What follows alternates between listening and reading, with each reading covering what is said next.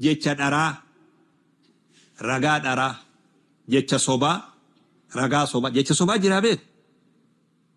Haragaaf hin ta'in jecha sobaan ati sobduutu jira. Kijibdu jechuudha. Kijibni ragaa sobaatii gadi miti beeku waa balleessuu keessatti.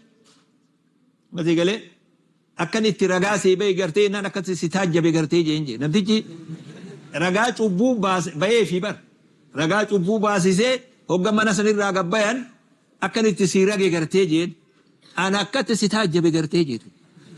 Namni arra akkanan namarratti cubbuu rage kun boru anarratti si ni raga jechuu si shakki jee.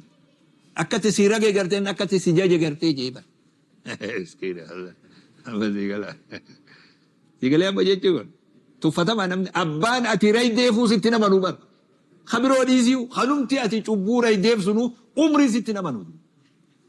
Akkamii amanan kana nama amanan eeguun. Nama amanan buusi bakka tokko laatu.